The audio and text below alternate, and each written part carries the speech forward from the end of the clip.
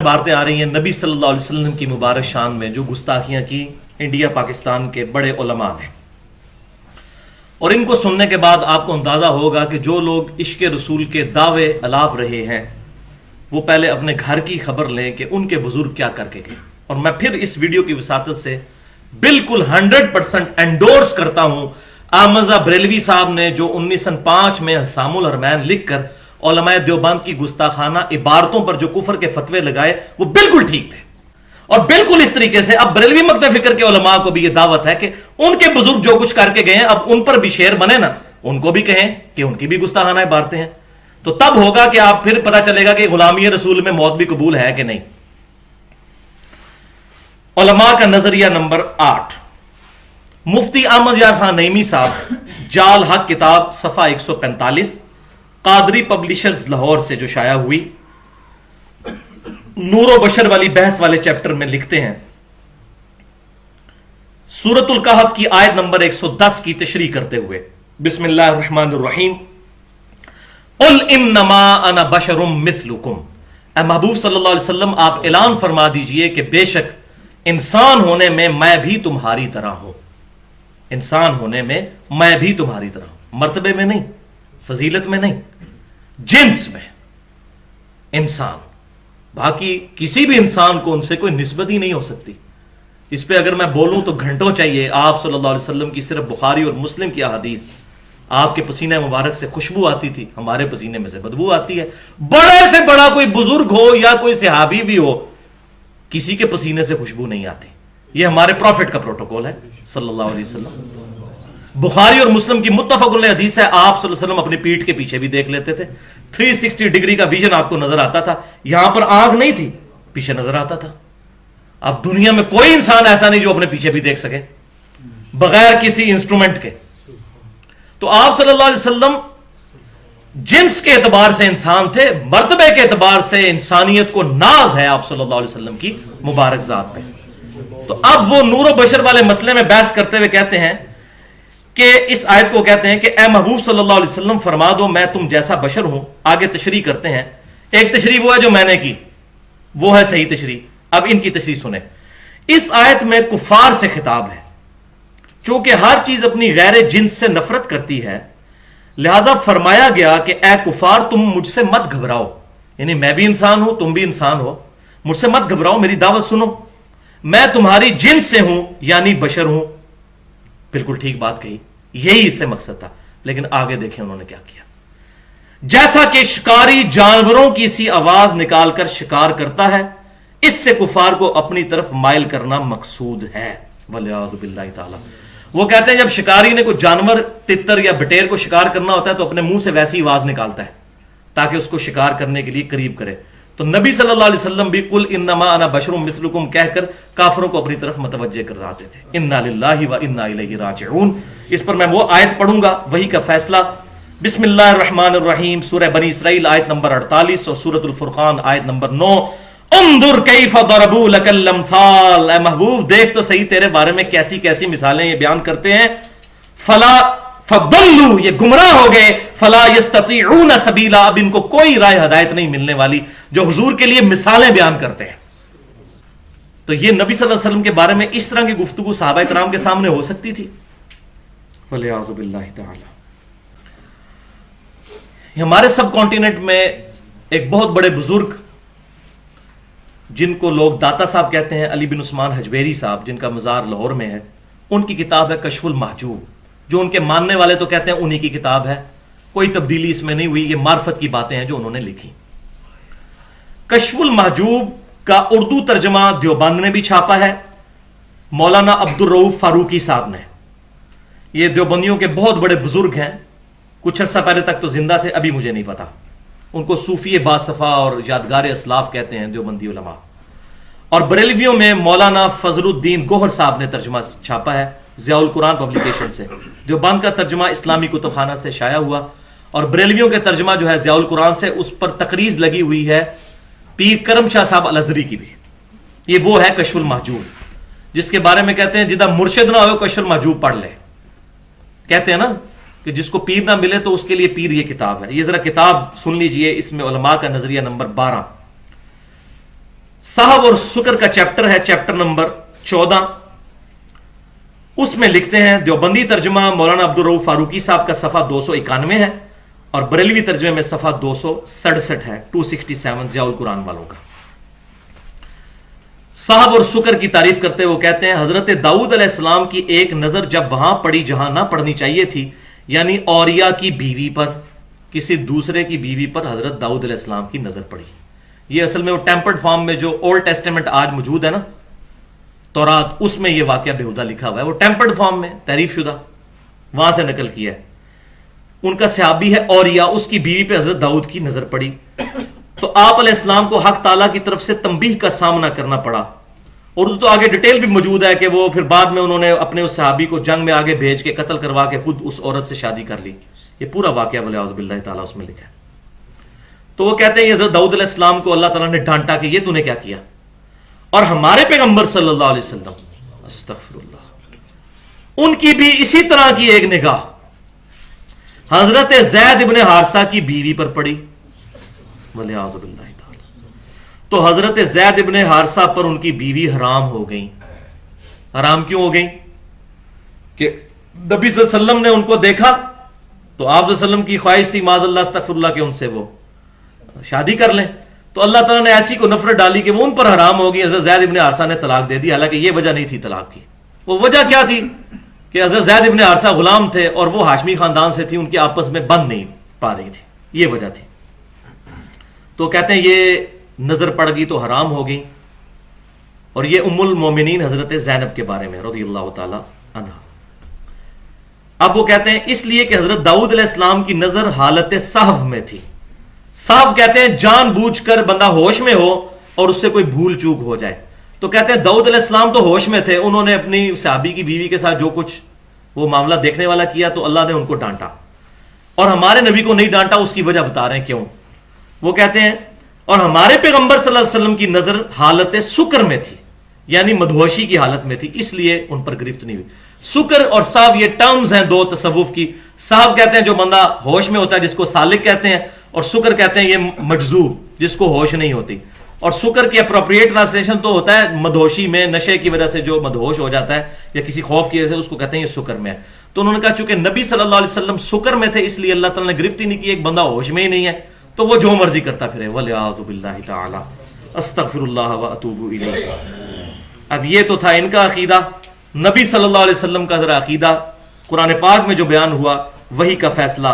बिस्मिल्लाहिर रहमानिर रहीम, one नज्मि इज़ा हवा, उस सितारे की कसम कि जब वो उतरे, मा दल्ला साहिबुकुम वमा गवा, तुम्हारे नबी ना कभी बहके हैं ना कभी बेहरा चले हैं।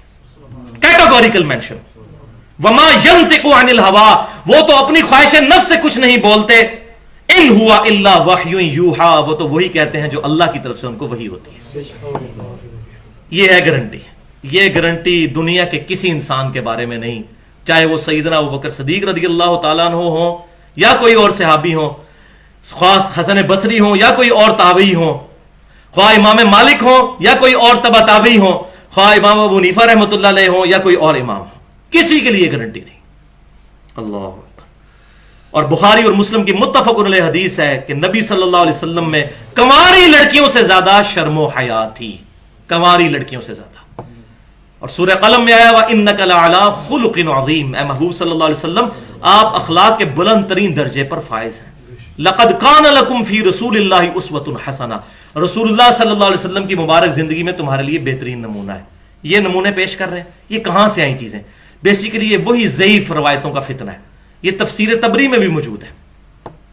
इसीलिए तो मैंने पूरा लेक्चर रिकॉर्ड करवाया 1 घंटा और 35 मिनट का, मसला नंबर 36 के नाम से अहले सुन्नत पाक.com पर ज़ईफुल असनाद और मन घड़त अहादीस के फितने का तहकीकी जायजा। लेकिन हदीसें लिखने वाले मुजरिम नहीं है, उन्होंने साथ सनद बयान की, रिजल्ट कोई नहीं निकाला। मुजरिम ये लोग हैं जो उन रवायतों को लेकर फिर रिजल्ट भी निकाल रहे हैं, और इतने बेहुदा रिजल्ट जो कुरान और सुन्नत के खिलाफ है। ये इसकी सनद को तो परखने की जरूरत नहीं थी, वैसे ही किताब और सुन्नत के खिलाफ है, कुरान और सुन्नत की थीम के खिलाफ है ये बातें, वलियाज़ु बिल्लाहि ताला। अब यहां पर मैं एक बात करना जरूरी समझता हूं ताकि मैं थोड़ा मामला खुल जाए। अब बरेलवी मक्तब फिक्र के उलमा जो हैं ان کے لیے بہت بڑا لمحہ فکریہ ہے، دیوبند کے لیے بھی، کہ ان عبارتوں کے اوپر اعلان برات کریں اور اس کتاب کو ریٹریو کر کے اس کو آگ لگائیں، کتاب و سنت کو فالو کیا جائے۔ اب پیر کرم شاہ صاحب الازہری جو ہیں، جنہوں نے اس کتاب کو پڑھا اور بڑی تعریف کی، اس کتاب کے ساتھ مقدمہ ان کا 20-25 صفحوں کا چھپا ہوا ہے، لیکن وہی اپنے بزرگ سے اندھی عقیدت۔ یہی واقعہ سورۃ الاحزاب کی تفسیر میں امام طبری لائے تھے۔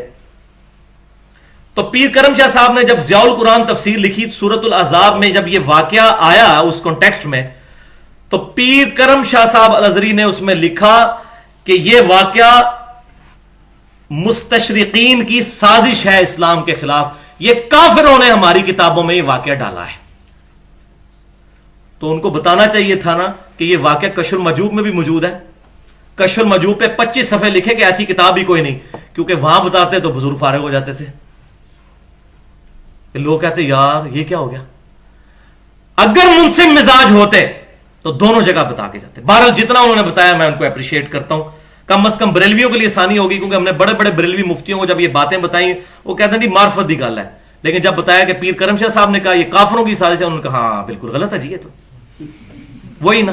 اب میں بولوں وہ، اب میں بولوں کہ نہ بولوں، اتخذوا احبارهم ورهبانهم اربابا من دون اللہ، ان لوگوں نے اپنے مولویوں اور اپنے بزرگوں کو اللہ کو چھوڑ کر اپنا رب مان لیا ہوا ہے۔ ہاں یہ کہیں گے تو مانیں گے، کتاب و سنت کو ان لوگوں نے کوئی نہیں ماننا، والعیاذ باللہ تعالی۔ اب یہ کانٹیکسٹ چل پڑا ہے تو میں ایک واقعہ تبرک کے لیے ذرا خصوصاً بریلوی مکتبہ فکر کے لوگوں سے تو مجھے بڑی امید ہے، تو اب خصوصاً بریلوی مکتبہ فکر کے لوگوں کے لیے دعوت ہے، اور دیوبندیوں کے لیے بھی اور سلفیوں کے لیے بھی۔ اسی کشف المحجوب میں امام ابو حنیفہ رحمۃ اللہ علیہ پر ایک چیپٹر باندھا ہے تبع تابعین میں۔ علی بن عثمان حجویری ان کو تابعی نہیں مانتے تھے، تبع تابعی مانتے تھے۔ امام حنیفہ رحمۃ اللہ علیہ کے بارے میں چیپٹر باندھا کشف المحجوب میں، اور اس میں انہوں نے ایک لکھا واقعہ کہ امام ابو حنیفہ رحمۃ اللہ علیہ کو ایک دفعہ خواب آئی کہ انہوں نے دیکھا کہ نبی صلی اللہ علیہ وسلم کی قبر مبارکہ وہ کھود کر اس میں سے حضور کی ہڈیاں جمع کر رہے ہیں، والعیاذ باللہ تعالی۔ یہ جناب کشف المحجوب میں لکھا ہوا ہے۔ اچھا، وہ امام حنیفہ رحمۃ اللہ علیہ ڈر کے اٹھے کہ میں نے کیسا خواب دیکھا، تو اپنے استاد ابن سیرین رحمۃ اللہ علیہ کے پاس گئے۔ اب یہ واقعہ پتہ نہیں ہے کہ نہیں ہے، بل وہ جوڑا ہوا ہے، ایک واقعہ چل رہا ہے تو لکھا تو ہوا ہے نا، میں بیان تو کروں گا۔ تو ان کو کہا، تو انہوں نے کہا کہ آپ کے لیے تو اس خواب میں بڑی بشارت ہے کہ آپ نبی صلی اللہ علیہ وسلم کی سنتوں کو جمع کریں گے۔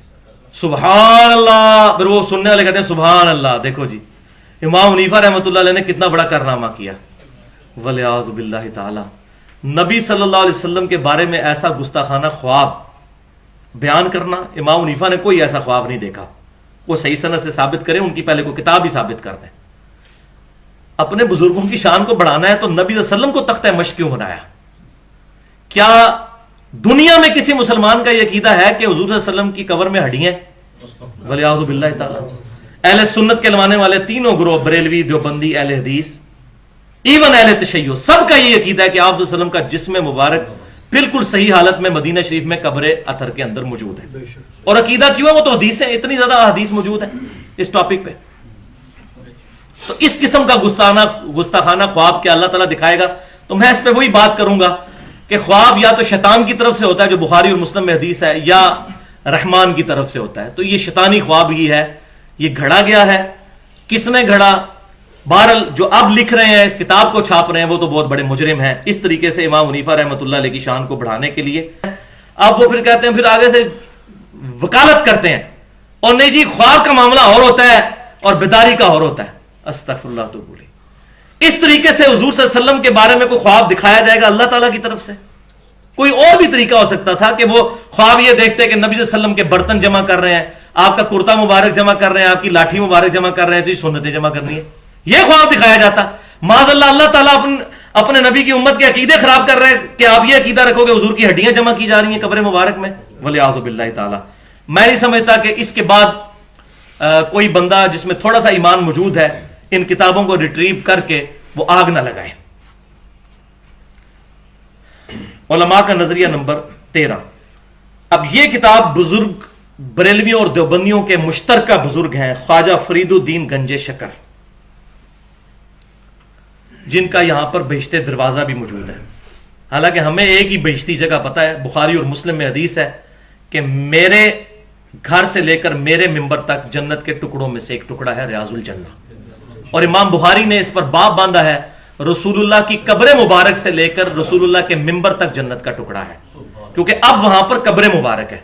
تو امام بخاری رحمۃ اللہ علیہ نے اپنا ویژن بھی کلیئر کر دیا کہ قبر مبارک بھی جنت کے ٹکڑوں میں سے ایک ٹکڑے میں ہے آپ صلی اللہ علیہ وسلم کی ریاض الجنہ۔ تو ایک پاکستان میں بھی بہشتی دروازہ ہے جس کے بارے میں کچھ مسلمانوں کا یہ عقیدہ ہے کہ وہاں سے جو کوئی گزر جائے تو وہ جنتی ہو جاتا ہے، حالانکہ یہ عقیدہ ریاض الجنہ کے بارے میں بھی کسی جگہ رپورٹ نہیں ہوا جو واقعی جنت کا ٹکڑا ہے۔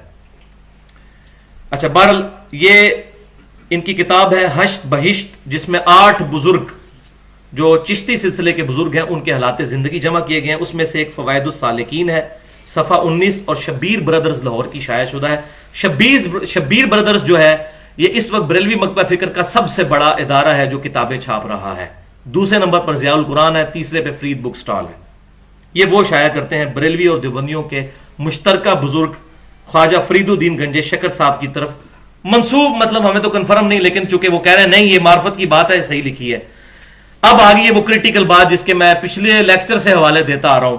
خواجہ قطب الدین بختیار کاکی صاحب جو خلیفہ تھے خواجہ معین الدین چشتی صاحب کے، ایک دفعہ ان کے پاس ایک شخص آیا اور عرض کیا کہ میں مرید ہونے آیا ہوں، تو خواجہ نے فرمایا جو کچھ ہم کہیں گے کرے گا، اگر یہ شرط منظور ہے تو مرید کر لوں گا۔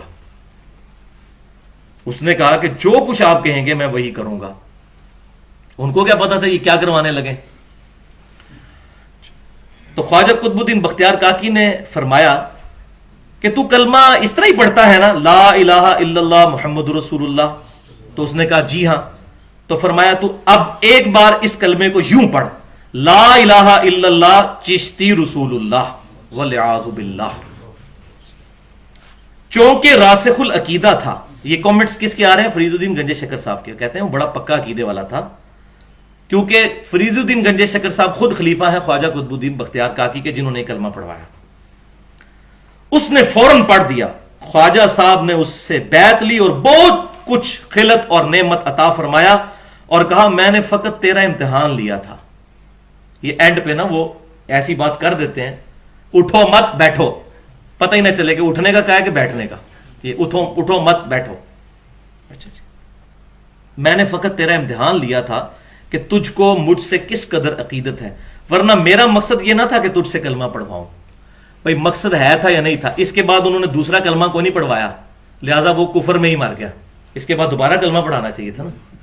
کیا صحابہ کرام علیہم رضوان مسلمان کرنے کے لیے یہ کلمہ پڑھواتے تھے لا الہ الا اللہ ابو بکر رسول اللہ؟ کبھی نہیں۔ اگر صحابہ کرام نے یہ کام نہیں کیا تو ان لوگوں کو کس نے یہ اجازت دی ہے کہ وہ اپنے ناموں کا کلمہ پڑھوا کر امتحان کریں؟ امتحان کرنے کے تو اور کئی طریقے موجود ہیں، یعنی وہ بیچارہ بیعت ہونے آیا تھا ایمان سے بھی جاتا رہا۔ اچھا، اب اسی کے اوپر بریلوی اور دیوبندیوں کے مناظرے بھی رکھے ہوئے یوٹیوب پہ۔ جب بریلویوں نے دیوبندیوں پر اعتراض کیا کہ آپ کے بزرگ نے کلمہ پڑھوایا ہے لا الہ الا اللہ اشرف علی تھانوی رسول اللہ والعیاذ باللہ، وہ آ رہا ہے اب، تو انہوں نے کہا آپ کے بزرگ بھی تو پڑھا کے گئے ہیں چشتی رسول اللہ۔ انہوں نے کہا چلو ٹھیک ہے، کینسل ہو گیا، دو برابر ہو گئے۔ یہ بالکل اس طریقے سے ہے کہ اگر کوئی شخص یہ کہے میرا بیٹا اسکول میں فیل ہو جائے اور میں پوچھوں بیٹا تو کیوں فیل ہوا، تو کہ ابو جی آپ کے دوست کا بیٹا بھی فیل ہو گیا، تو میں کہوں ہاں بالکل ٹھیک ہوا ہے۔ بھائی دونوں غلط ہیں، اور یہ مناظرے کرتے ہوئے شرائط رکھتے ہیں کہ اگر ہم نے کوئی ایسی گستاخی آپ کے بزرگ کی نکالی جو کفریہ ہوئی تو آپ نے فتویٰ لگانا ہے، ہاں اگر آپ نے اس کے مقابلے پر ہمارے بزرگ کی کوئی نکال دی تو پھر نہ ہم آپ پر فتویٰ لگائیں گے نہ اپنے پر۔ اور پھر وہ اینڈ پہ دعا کر رہے ہوتے ہیں یا اللہ ہم میں سے جو جھوٹا ہے اس کو یہیں پر موت دے دے، اور کسی کو موت نہیں آتی، یعنی دونوں جھوٹے ہوتے ہیں، کیونکہ پھر دونوں ہی جھوٹے ہوئے نا۔ والعیاذ باللہ تعالی۔ اب ظاہر ہے انہوں نے تو یہ بات کرنی تھی، تو آپ کو پتا ہے بریلوی مکتبہ فکر کے لوگ جب حیات النبی پھر بیان کریں گے تو وہ پھر ایک سٹیپ اور آگے جائیں گے، کیونکہ وہ تو بالکل کھلی ڈلی بات کرتے ہیں، کچھ چھپا کے تو کرتے نہیں۔ آپ ذرا سن لیجئے، احمد حضرت بیلوی صاحب ملفوظات حصہ سوم صفحہ 249 بک کارنر جیلم سے شائع ہوئی۔ اور اب مزے کی بات بتاؤں، یہ عبارت دعوت اسلامی والوں نے اب ملفوظات شائع کی ہیں، اس میں سے یہ عبارت نکال دی ہے، ان کو بھی پتہ چل گیا یہ بڑی گستاخانہ عبارت ہے، انہوں نے نکالی، باقیوں نے نہیں نکالی۔ بریلوی مکتبہ فکر کہ جو سب سے بڑی ویب سائٹ ان کی ہے اعلیحضرت.net جو بریلی والوں کی ہے، اس میں بھی ابھی تک موجود ہے عبارت. انہوں نے دعوت اسلامی انہوں نے نکال دی، میں ان کو اپریشیٹ کرتا ہوں اس مسئلے میں. لیکن اب پبلک کو بتائیں کہ یہ ایسی بیہودہ عبارت تھی کہ ہمیں نکالنی پڑی، تو لوگوں کو بتائیں بھی کہ بزرگوں سے غلطی ہو سکتی ہے. تو احمد بریلوی صاحب کہتے ہیں کہ انبیاء کرام کی حیات قبروں میں حقیقی حصی دنیاوی ہے. انہوں نے ایک لفظ اور ایڈ کر دیا، دنیاوی کہا تھا نا دیوبندی، انہوں نے کہا حصی بھی ہے، حصی دنیاوی، ٹینجیبل، حصی دنیاوی ہے. بلکہ سیدی کہتے ہیں، بلکہ میرے جو آقا ہیں، نبی صلی اللہ علیہ وسلم کو نہیں کہہ رہے، اپنے ایک بزرگ کو کہہ رہے ہیں، بلکہ سیدی محمد بن عبد الباقی زرقانی جو دیوبند اور بریلویوں کے مشترکہ بزرگ ہیں، وہ فرماتے ہیں کہ انبیاء کرام علیہ السلام کی قبور مطہرہ میں ازواج مطہرات بھی پیش کی جاتی ہیں، وہ ان کے ساتھ شباشی بھی کرتے ہیں. میں نے کہا تھا نا بریلوی تو پھر کھل ڈل کے بات کرتے ہیں. انہوں نے کوئی اس میں رہنے نہیں دی بات. انہوں نے کہا جناب دنیاوی کی آپ کو تعریف پھر آپ کھول کے بتاتے ہیں دنیاوی کا مطلب کیا ہوتا ہے، یہ سارے کام ہوتے ہیں وہاں پر. اچھا آپ بریلوی کہتے ہیں وہ جناب یہ تو انہوں نے عبد الباقی زرقانی کا قول نقل کیا ہے. اچھا تو نقل کر کے اس کی تردید کی ہے. انہوں نے تو اپنی بات کی دلیل میں وہ قول پیش کیا ہے. اور دوسرا انہوں نے کہا سیدی. آپ کوئی کہ سیدی غلام احمد قادیانی فرماتے ہیں، پھر آقا کہا، اس کو اپنا سردار کہا. وہ ظاہر ہے ان کو بزرگ مانتے ہیں وہ. تو وہ کہتے ہیں کہ انہوں نے تو یہاں تک لکھ دیا ہے. یہ ان کے چونکہ انہوں نے دلیل قرآن و حدیث سے تو نہیں دینی ہوتی نا، وہ بزرگ نے فرما دیا وہ کافی ہے. تو انہوں نے کہا کہ آپ کو اب زیادہ چکروں میں کیا ڈالیں، بزرگوں نے تو یہاں تک فرما دیا ہے کہ قبروں میں بیویاں بھی پیش کی جاتی ہیں، شاباشی کرتے ہیں. اللہ اللہ خیر اللہ 2 جملے تو گل سمجھا دئیے اے جے بھائی جی ساری گل حصی دنیاوی. اچھا اب اس پہ وہی کا ذرا فیصلہ سن لیجئے. حیات النبی کو تو ہم مانتے ہیں، میں نے الحمدللہ ریٹن فارم میں بھی لیکچرز بھی موجود ہیں، اور ہم ہی مانتے ہیں صحیح حیات النبی صلی اللہ علیہ وسلم کو. وہی کا فیصلہ بسم اللہ الرحمن الرحیم سورۃ الاحزاب آیت نمبر 6 النبی اولا بالمؤمنین من انفسہم وازواجہ امہاتہم. نبی صلی اللہ علیہ وسلم مومنین کی جانوں سے بھی زیادہ ان پر حقدار ہیں، اور نبی صلی اللہ علیہ وسلم کی بیویاں امت کی مائیں ہیں. حضور کی بیویوں کے بارے میں بات کرنا اپنی ماں کے بارے میں بات کرنا ہے. کوئی شخص یہ کہہ سکتا ہے کہ یہ وہ کمرہ ہے جس میں میرے والد صاحب میری والدہ کے ساتھ شاباشی فرماتے ہیں، اور نبی صلی اللہ علیہ وسلم کے بارے میں یہ بات کرنا. اور میں آپ کو آج ایک ٹروتھ بھی ریویل کر دوں، میرے دماغ کی پہلی گرا جس چیز نے کھولی نا وہ یہی عبارت تھی. مجھے ایک بندے نے آ کے عبارت دکھائی کہ تمہارے احمد بریلوی صاحب نے یہ عبارت لکھی ہے، لیکن الحمدللہ میں اتنا بکا ہوا نہیں تھا. میں نے کہا یہ مس پرنٹنگ ہوگی، بات یہ ویسے غلط ہے، مجھے سمجھ نہیں آتی. اور وہیں سے اللہ تعالیٰ نے پتہ نہیں قبولیت کی گھڑی تھی، وہیں سے پھر رستہ کھلا اور پھر قرآن پاک 2007 میں پڑھنا شروع کیا، اور اللہ تعالیٰ نے نبی صلی اللہ علیہ وسلم کے مبارک قدموں تک پہنچا دیا الحمدللہ. تو یہ وہ پہلی عبارت تھی جس نے میرا دماغ کھولا کہ یار اتنے بڑے بزرگ بھی یہ کام کر سکتے ہیں. تو یہاں سے مجھے اب اینٹی وینم ہاتھ لگ گیا کہ اصل مسئلہ یہ ہے، اس طریقے سے اس سے توڑیں اور جوڑیں نبی صلی اللہ علیہ وسلم کے ساتھ. اللہ تعالیٰ سے دعا ہے کہ ہمیں گستاخوں سے بچا کر نبی صلی اللہ علیہ وسلم کے ساتھ سچی محبت رکھنے والے جو لوگ ہیں، کتاب و سنت کے منہج کے جو لوگ ہیں، ان کے ساتھ اٹیچمنٹ نصیب فرمائے. کتاب و سنت اور اجماع کی تعلیمات کو خود عمل کر کے دوسروں تک پہنچانے کی توفیق عطا فرمائے. جو حق بات میں نے آج کہی اللہ تعالیٰ ہمارے دلوں میں راسخ فرمائے. اگر جذبات میں میرے منہ سے کوئی غلط بات نکل گئی تو اللہ تعالیٰ ہمارے دل سے محو کر دے اور اس کو معاف بھی فرما دے. سبحانک اللہم و بحمدک اشہد ان لا الہ الا انت استغفرک و اتوب الیک وما علینا الا البلاغ المبین.